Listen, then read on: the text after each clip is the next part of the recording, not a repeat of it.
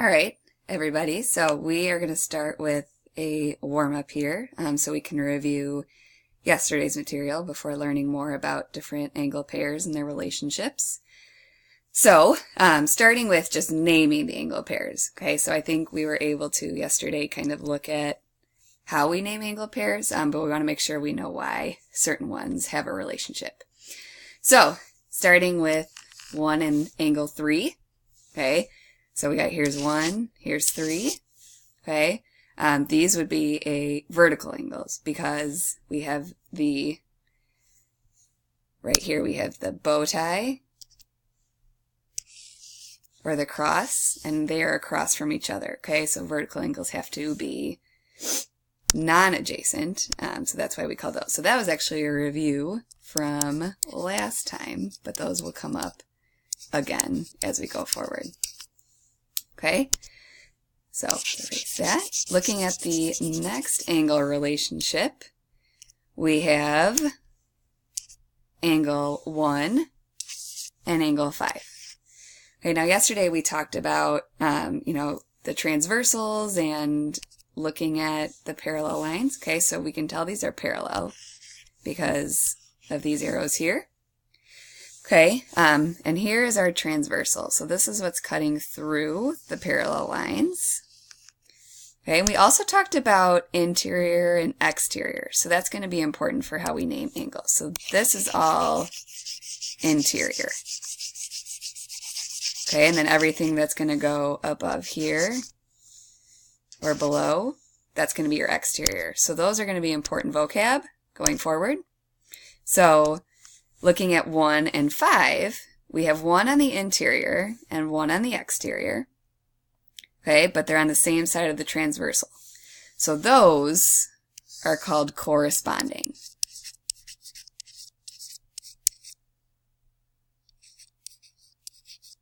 So corresponding angles have that definition of opposite, or same side of the transversal, I'm sorry, but 1 in exterior, and then this is the interior. So it's in that pink area there. Okay? So moving on to the next angle relationship, we have angle 4 and angle 6. Now we can tell 4 and 6 are both on the interior. They're both in that pink shaded area, but they're on opposite sides of the transversal. So we call 4 and 6 alternate interior angles. So again, they're both on that interior, but the key is that they're on alternate sides of the transversal. Okay, so alternate, think of kind of alternating different sides. Okay, moving forward, our next one is going to be angle 8 and 2. Okay, here's 8 and here's 2. Now we have a similar situation where they're on opposite sides of the transversal. The difference is they're on the exterior. Okay, so instead of alternate interior, we have alternate exterior angles. Okay, so shading that interior and circling your angles becomes helpful because you're able to see where they lie on the transversal as well as if it's interior or exterior. Okay, last one we're going to name is angle 3 and angle 6. Okay, angle 3 and angle 6 are on the same side of the transversal. They're both on the interior. Okay, they're both in that pink shaded area, so we call that same side interior angles. Okay, so that's a good way to kind of remember the different angle relationships. And again, knowing what they mean is really important moving forward. Okay, now our job is to find some measurements. Okay, so we also talked about yesterday kind of what the angle relationships are called and what they mean in terms of numbers, so what we can assign values to. Okay, so it says if angle 1 is 26 degrees, okay, we want to find the rest of them. Now there's not one specific way to do it. You can do it different ways so that you're able to see the different relationships, but it's whatever kind of makes sense. So looking at the angle pairs that we just named, 1 and 3 is kind of a good place to start because vertical angles was something we did last chapter. And we know that vertical angles are congruent. So we can call this 26. Okay. Also from last chapter, we know that if two angles are adjacent to each other, so they're next to each other, okay, we know that those are a linear pair. And a linear pair equals 180. Okay, so we can do it that way where we take the 180 minus 26.